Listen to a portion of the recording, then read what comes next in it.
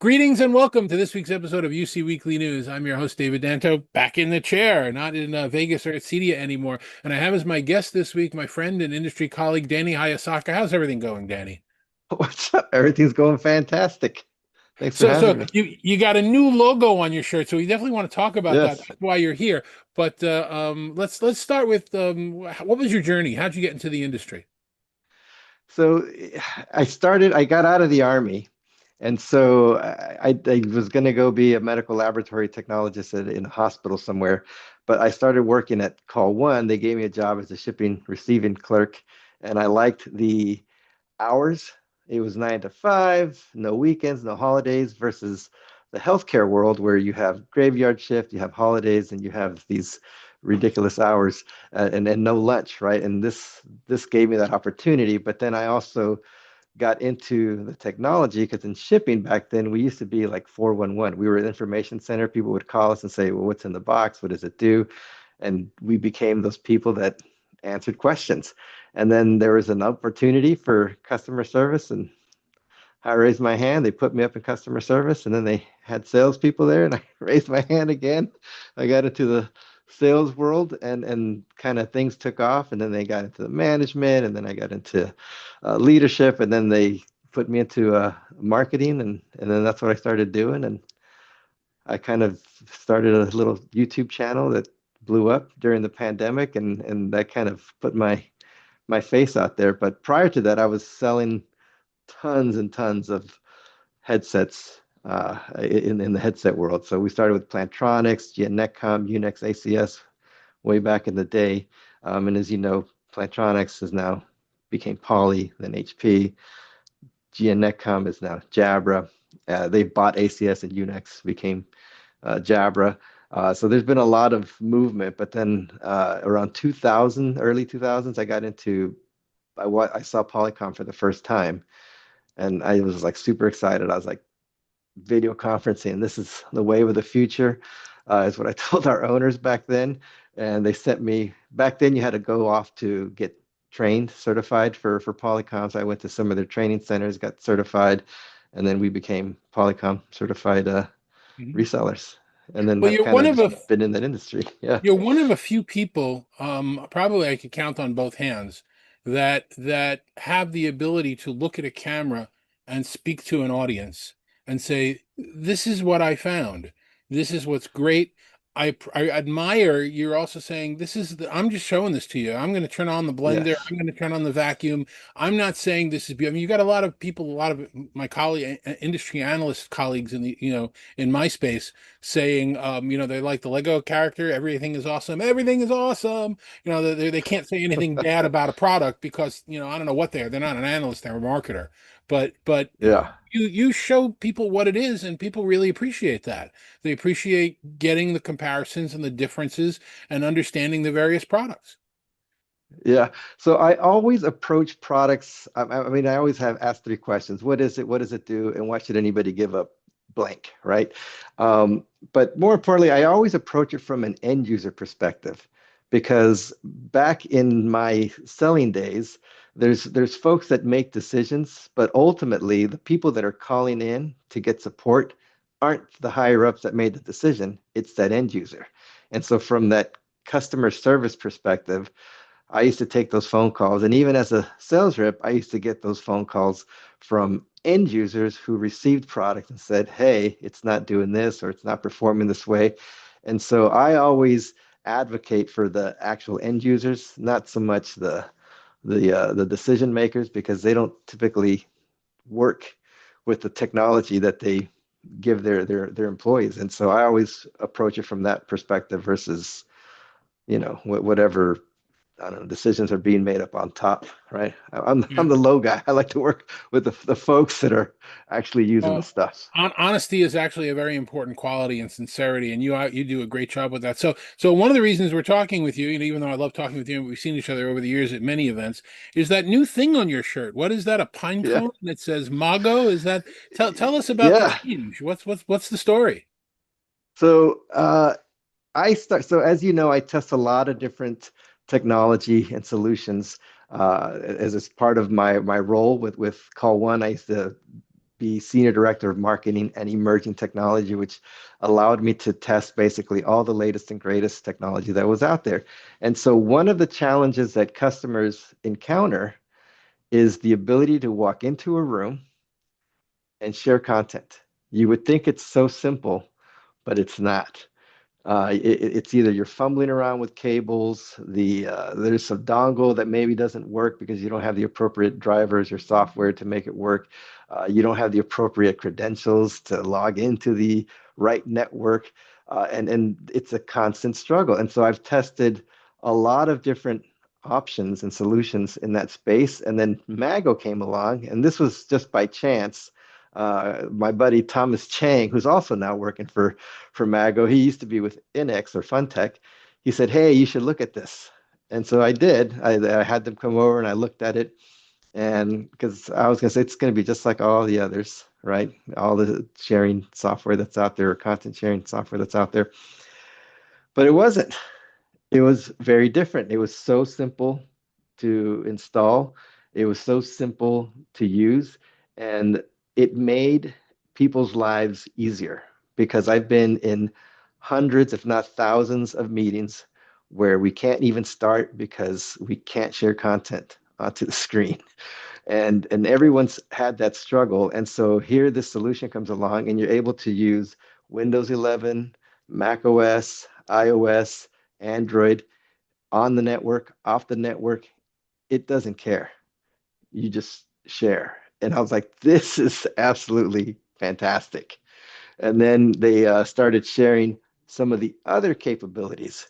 So Mago is built on like three pillars: meet, present, collaborate. The easiest entry point is the present because that's where people or want to share content. But then there's the meet side of it. And the meeting side of it is where another holy grail of solutions that customers are looking for is how do I join multiple meeting platforms from a single device? And there's a ton of options that are out there, but they made it so simple. Here, look, I even have this cool camera. Watch, I have a lot of cool tech here in my room here, but here I'll show You you and this me both, camera up here. pal. Yeah, so see this here? This is like the holy grail of what people want. You want to be able to just join all the meetings. So here you can join Teams, Google Meet, Zoom, WebEx, Mago, whatever you want on a single display, and it's all software based. It's just it makes life easier. And then when it comes to the collaborate side of things, so meet, present, collaborate, their whiteboard is absolutely just levels above the standard whiteboards that are out there today. You can not only draw, write, all the standard whiteboard stuff, but you can also have videos. You can bring in websites. You can, and it's all like with very little latency. So you can run a 4K video at like I think it's like 0.5 second latency. It's absolutely phenomenal. And I'm like, I started testing this stuff, and then they came along, and I was actually getting a job for somebody else. They were asking me if I knew any sales engineers, and I was like, yeah, I know a guy who's been down on his luck. He needs an opportunity, and he's working for us now. Scott Houston, right? He's working for us now. He's my first hire, but they said, hey, we need someone here in the Americas to grow this business. And I looked at the technology and I looked at where I'm at, and I said, you know what? This is a great opportunity to utilize my 26 years of building and growing to help build this solution because it's not the technology is there. They just don't have branding. Nobody knows who they are. And I'm like, you know what? This is the kind of stuff you need to do. Put your brand on stuff and let people see it. Okay. Right. That's one of the things you could do. But yeah, it's working with all the technology partners as well. That's another thing. It's brand agnostic, it's platform agnostic. So you can use this on Jabra, Logitech, Neat, Smart, LG. I mean, it just works. Will you And be that's one doing of the the things I same kind of like. equipment testing that you've been doing all along and showing people what's going on? Yes. So one of the things that I did was basically take my YouTube channel that I had created And now I've rebranded it as Danny Hayasaka. And so I will continue to test technology like I have been and review products like I have been. And actually, I have a ton of new solutions that have come to my doorstep here. So I have some cyber acoustic headsets. I have the new Hudley C1 video bar camera or video box. It's really fantastic, actually.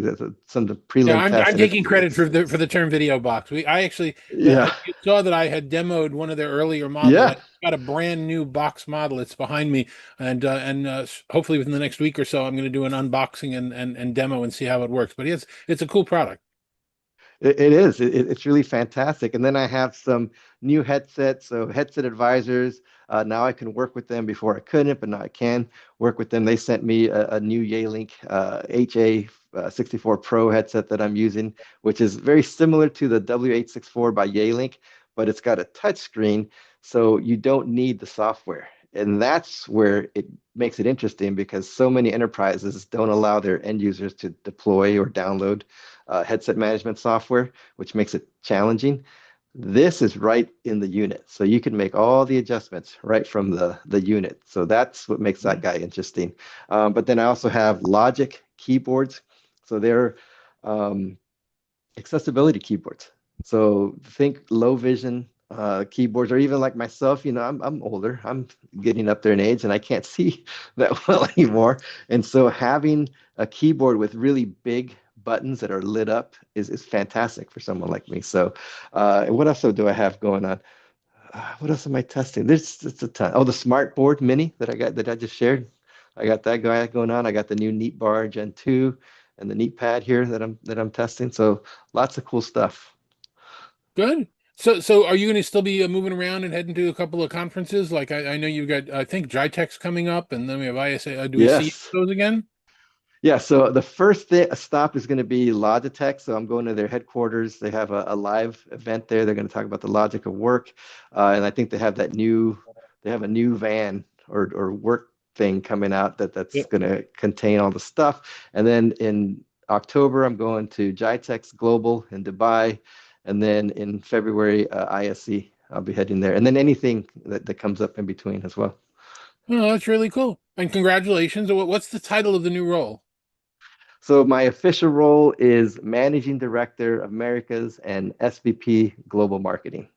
So I get Wow. to work, yeah, with all the folks around the world because uh, we Magos everywhere. It's not just here in the U.S., but they started in Italy, but they have a strong presence in the Middle East. They have APAC that they're starting to really develop and grow, and then they have some European uh, countries that are buying Mago and using Mago on a daily basis. So it's really like I said, it's blowing up. But what everyone's looking for is here in the Americas. So we're working with a lot of folks already in the South America, Central America, and now we're going to try to grow here in the U.S. and Canada. Okay.